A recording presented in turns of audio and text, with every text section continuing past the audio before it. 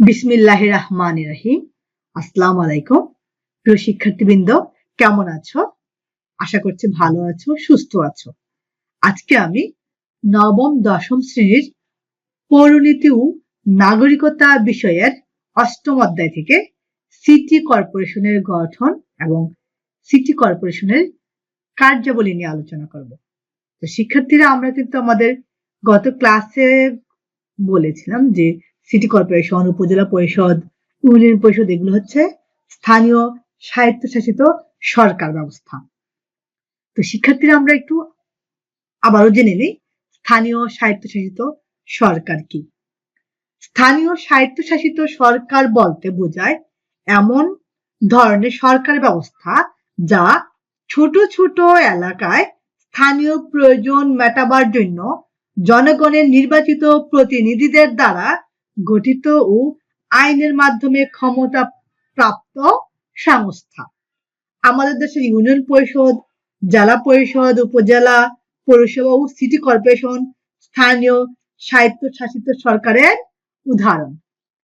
তো শিক্ষার্থীরা, আমরা স্থানীয় স্বায়ত্তশাসিত সরকার কি জেনেছি, এখন আমরা সিটি কর্পোরেশনের গঠন জানব। সিটি কর্পোরেশন বাংলাদেশের কয়েকটি প্রধান শহরকে কেন্দ্র করে সিটি কর্পোরেশনগুলো গড়ে উঠেছে। বাংলাদেশের মোট 12টি সিটি কর্পোরেশন রয়েছে। এগুলো হলো ঢাকায় 2টি, ঢাকা উত্তর ও ঢাকা দক্ষিণ, চট্টগ্রাম, রাজশাহী, খুলনা, সিলেট, বরিশাল, রংপুর, নারায়ণগঞ্জ, কুমিল্লা, গাজীপুর ও ময়মনসিংহ। এখন আমরা সিটি কর্পোরেশনের গঠন জানব। প্রত্যেক সিটি কর্পোরেশন নির্ধারিত সংখ্যক ওয়ার্ডে বিভক্ত থাকে। একজন মেয়র নির্ধারিত ওয়ার্ডের সমান সংখ্যক কাউন্সিলর এবং নির্ধারিত ওয়ার্ডের 1/3 সংখ্যক সংরক্ষিত আসনের মহিলা কাউন্সিলর নিয়ে সিটি কর্পোরেশন গঠিত হয়। মেয়র ও কাউন্সিলরগণ জনগণের সরাসরি ভোটে নির্বাচিত হন এবং সংরক্ষিত আসনের মহিলা কাউন্সিলরগণ নির্বাচিত হন কাউন্সিলরদের ভোটে। সিটি কর্পোরেশনের মেয়র প্রতিমন্ত্রীর মর্যাদা ভোগ করেন। সিটি কর্পোরেশনের মেয়াদ 5 বছর। তো শিক্ষার্থীরা, আমরা সিটি কর্পোরেশনের গঠন জেনেছি, এখন এর কার্যাবলী জানব।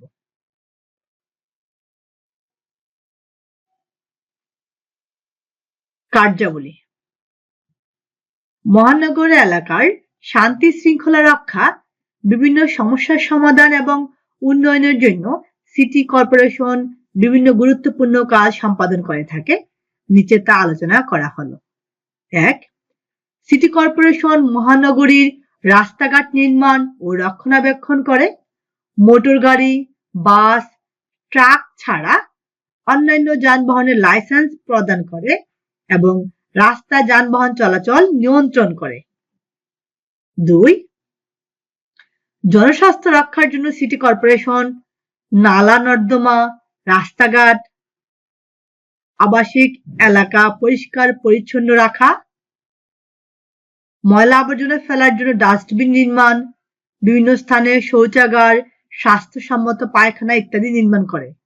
এছাড়া হাসপাতাল, মাতৃ সদন, শিশু সদন, পরিবার পরিকল্পনা কেন্দ্র নির্মাণ ও পরিচালনা করে। 3.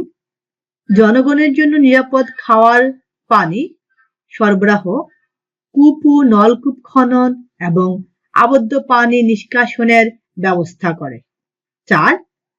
সিটি কর্পোরেশন মহানগর এলাকায় পচা, বাসি ও ভেজাল খাদ্যদ্রব্য নিয়ন্ত্রণ ও সরবরাহের বিরুদ্ধে ব্যবস্থা গ্রহণ করে।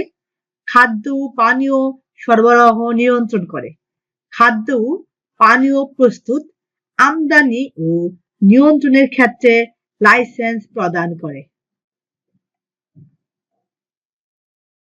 5. মহানগর এলাকায় গবাদি পশু হাঁস মুরগি চিকিৎসা কেন্দ্র স্থাপন, গবাদি পশু রেজিস্ট্রিকরণ, বিপজ্জনক পশু আটক ও হত্যা, পশুর মৃতদেহ অপসারণ, হাঁস মুরগির খামার স্থাপন ইত্যাদি কাজ করে। 6. মহানগরীর গরিব দুঃখী মানুষকে সাহায্য করা, অনাথ আশ্রম ও জনকল্যাণ কেন্দ্র স্থাপন, ভিক্ষাবৃত্তি ও পতিতাবৃত্তি রোধ ও পুনর্বাসন, জুয়া খেলা, মাদকাসক্তি ও অসামাজিক কাজ প্রতিরোধের ব্যবস্থা করে। 7. প্রাকৃতিক দুর্যোগ মোকাবেলায় সিটি কর্পোরেশন ক্ষতিগ্রস্তদের সাহায্য ও পুনর্বাসনের ব্যবস্থা করে। 8.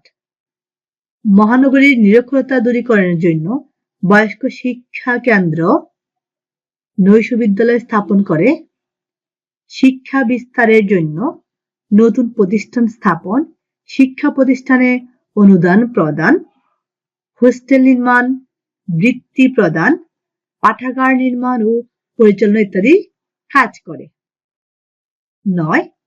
সাংস্কৃতিক উন্নয়নের জন্য সিটি কর্পোরেশন মিলনায়তন, আর্ট গ্যালারি, তথ্য কেন্দ্র, জাদুঘর, মুক্ত মঞ্চ ইত্যাদি নির্মাণ করে।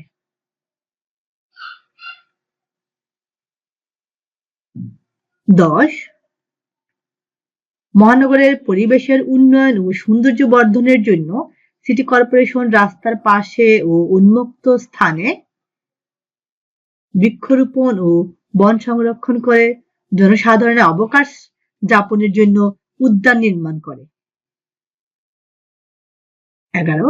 সিটি কর্পোরেশন মহানগর এলাকায় ঘরবাড়ি নির্মাণের অনুমতি প্রদান করে, অনুমোদিত ঘরবাড়ি সহ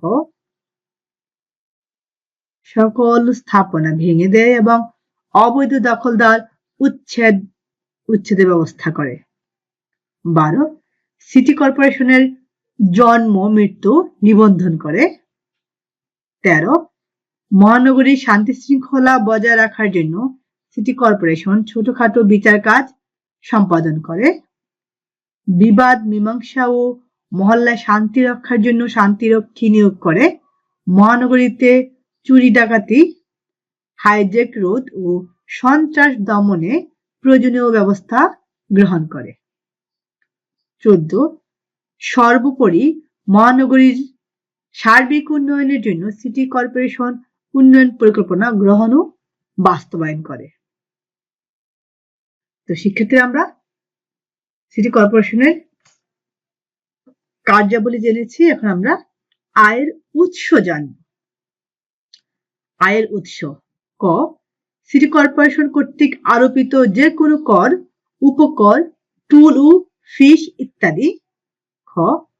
কর্পোরেশনের উপর ন্যস্ত এবং তৎকর্তৃক পরিচালিত সকল সম্পত্তি হতে প্রাপ্ত আয় বা মুনাফা। গ. সরকার বা অন্যান্য কর্তৃপক্ষের নিকট হতে প্রাপ্ত অনুদান।